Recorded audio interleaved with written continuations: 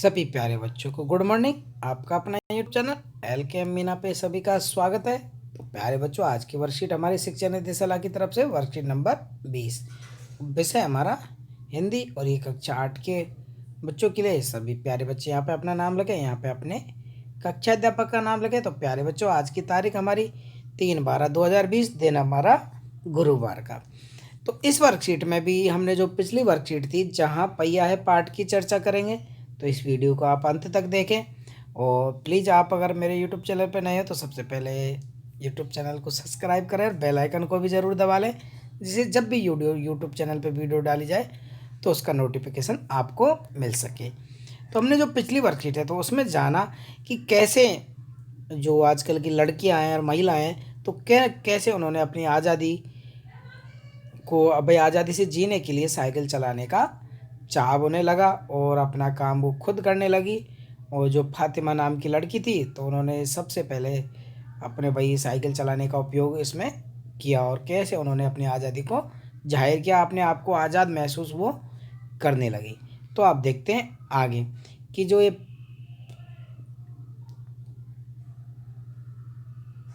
पुडुकोट्टाई है वो तमिलनाडु, तो उसी की गांव की यहाँ पे चर्चा है। ठीक है, आप देखते हैं, पढ़ते हैं। फातिमा एक माध्यमिक स्कूल में पढ़ाती है कि फातिमा है वो माध्यमिक स्कूल में पढ़ाती है 6 से लेकर 10वीं तक। उन्हें साइकिल चलाने का चाव था, मतलब चाव का मतलब है शौक बेटा। चाव का मतलब आप कोई चीज़ में, भाई मैं बर्गर खाता हूँ, मैं मिठाई खाता हूँ, कोई क्या खाता है, तो एक तरह से उसे साइकिल चलाने का शौक था। वह हर शाम आधा घंटे के लिए किराए पर साइकिल लेती थी। क्या करती वो, अपने हर शाम आधा घंटे के लिए पहले, और आप सब भी दिल्ली में लेते हैं कि भाई मुझे आधा घंटे, कोई 5 रुपये, कोई 10 रुपये, कोई 2 रुपये लेता है ना आधा घंटा का।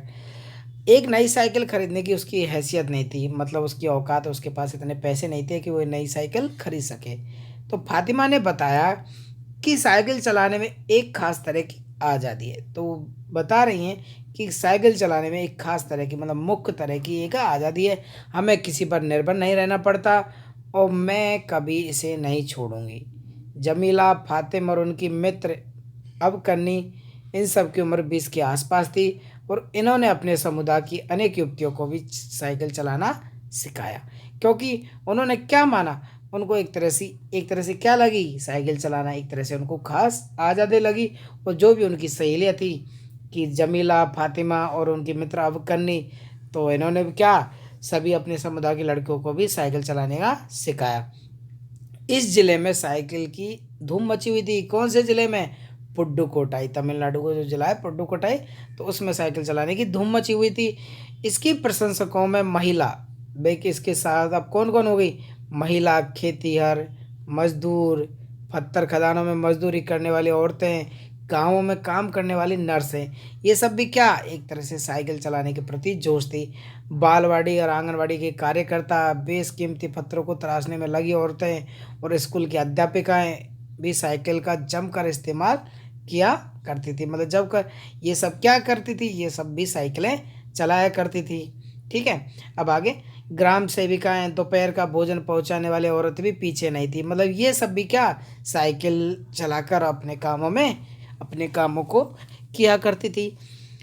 और सबसे बड़ी संख्या उन लोगों की है जो अभी नव साक्षर हुई है, मतलब जो अभी पढ़े लिखे हुए हैं, मतलब नई नई जो लड़कियां, तो उनकी सबसे ज़्यादा संख्या थी साइकिल चलाने में।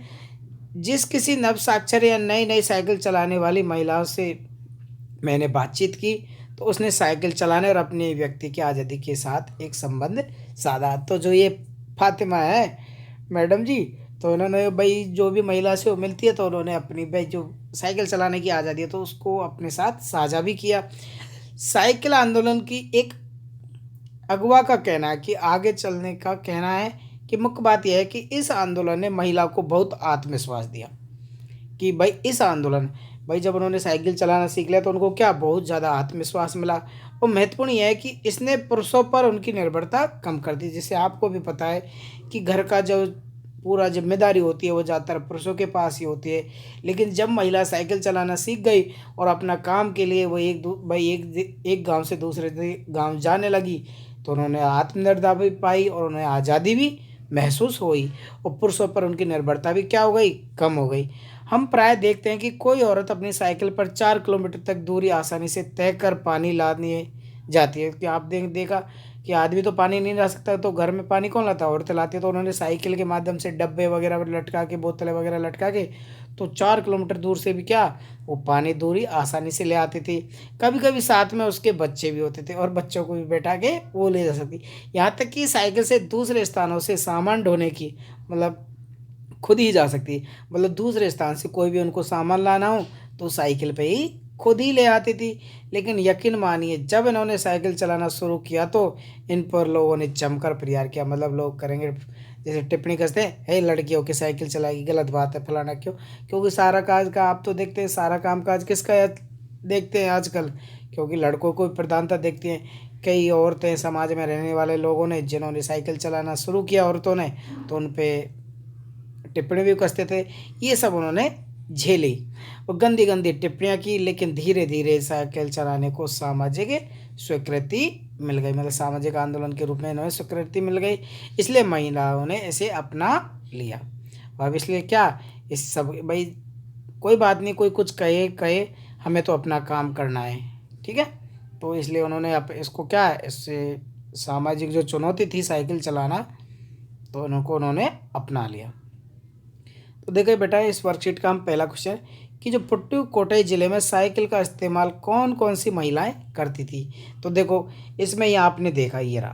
तो पहले क्वेश्चन का आंसर हम ये लिखेंगे कि महिलाएं खेतिहर मजदूर, पत्थर खदान में मजदूर करने वाली औरतें, गाँवों में काम करने वाली नर्सें, बालवाड़ी और आंगनवाड़ी की कार्यकर्ता, और बेशकीमती पत्थरों को तराशने में लगी औरतें, और स्कूल की अध्यापिकाएं भी इसमें शामिल थी।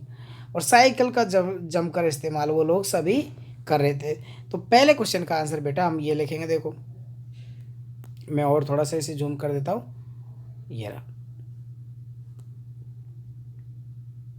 ओके, अब तो आपको अच्छे से दिख रहा है। तो ये रहा भाई कि महिलाएं ये सारी पत्थर खदानों में काम करने वाली औरतें, गांव में काम करने वाली नर्सें, बालवाड़ी आंगनवाड़ी की कार्यकर्ता, और बेशकीमती पत्थरों को तराशने में लगी औरतें, स्कूल की अध्यापिका भी साइकिल का जमकर इस्तेमाल कर रही थी। अब देखते हैं हम दूसरा क्वेश्चन। आपके अनुसार महिलाओं ने साइकिल चलाने और अभिव्यक्ति आज़ादी के बीच एक संबंध क्या बताया होगा। तो देखो ये दूसरे क्वेश्चन का आंसर ये रहा कि साइकिल जो आंदोलन बताया उन्होंने, कि इस आंदोलन का महिला को बहुत आत्मविश्वास प्रदान किया गया, और महत्वपूर्ण कि इसने पुरुषों पर उनकी निर्भरता कम कर दी। ठीक है बेटा, यही उसका आंसर हो जाएगा, क्योंकि वो कम पुरुषों पे कम निर्भर रहने लगी और उनको एक बहुत ज़्यादा आत्मविश्वास मिला। कि पुडुकोट्टई की महिलाओं में साइकिल चलाने से आत्मविश्वास में आत्मनिर्भरता कैसे आई। तो देखो इसमें आत्मनिर्भरता की जब बात करेंगे तो भाई उन्होंने भाई एक सीधा संबंध बताया। तो देखो इसका आंसर, सॉरी बेटा वो गलती से तीसरे क्वेश्चन का आंसर था। तो बेटा ये दूसरा क्वेश्चन का आंसर हम यहाँ से लिखेंगे, उसको हम गलत मानेंगे। ओके, तो देखो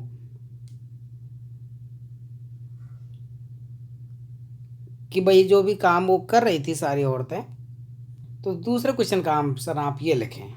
ओके, उसे छोड़ के मैंने आपको इसमें से छाट के, साइकिल चलाने से पुडुकोट्टई की महिलाओं को आज़ादी का अनुभव इसलिए होता होगा क्योंकि साइकिल पर सवार होकर वो घर की चार दीवार से बाहर निकलती हैं और अपनी मर्जी से कहीं भी आ जा सकती हैं और अपना काम स्वयं कर सकती है, इसलिए वो आज़ादी का अनुभव करती हैं। ओके बेटा, ये हमारे दूसरे क्वेश्चन का आंसर था। अब देखते हैं हम तीसरे का आंसर। एक बार फिर रिपीट कर रहा हूँ बेटा, क्योंकि ये बहुत इंपॉर्टेंट है, दोनों क्वेश्चन ही आपके परीक्षा में पूछे जा सकते हैं, इसलिए ना मैं दोबारा रिपीट किया हूँ कि पुडुकोट्टई की महिलाओं में साइकिल चलाने से आत्मविश्वास व आत्मनिर्भरता कैसे आई। तो आप कल्पना करके लिख कि साइकिल चलाने से पुरुषों पर उनकी निर्भरता कम हो गई और अब वह किसी पर निर्भर नहीं और साइकिल चलाकर अपना कार्य खुद कर सकते हैं, जिससे उनके अंदर आत्मविश्वास और आत्मनिर्भरता आई। एक तरह से जो साइकिल चलाने जो औरत सीख गई तो अपना काम वो स्वयं करने लगी।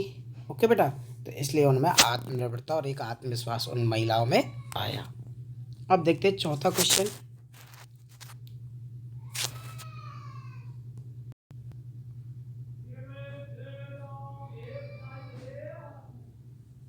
ग्रामीण महिलाओं के साइकिल आंदोलन करने से पहले क्या क्या बाधा आई होगी, सोचकर लिखिए। और हमारा 5वां क्वेश्चन भी देख लें एक बार। एक पहिया नहीं होता तो क्या होता, कल्पना कर। बड़ों से सहायता करके आप लिख सकते हैं, घर में जो भी बड़े हैं तो उससे पूछ के आप इसका आंसर लिख सकते हैं। 4वां क्वेश्चन देखेंगे तो हम एक बार कि शुरू शुरू में पुरुष चलाने, भाई जो पुरुष साइकिल चलाने वाली स्त्रियों पर फब्तियाँ कसते थे, मतलब टेवका टिप्पणी वो करते थे। स्त्रियों को पुरुष प्रधान समाज में अपनी साइकिल आंदोलन के कारण अनेक मानसिक शारीरिक कष्ट सहने पड़े।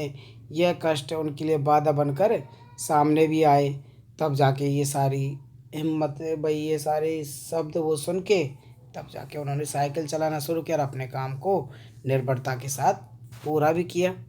पहिया नहीं होता तो क्या होता, कि देखो अगर पहिया नहीं होता तो हमारे पास साधन के कोई भी साधन उपलब्ध नहीं होते, ठीक है।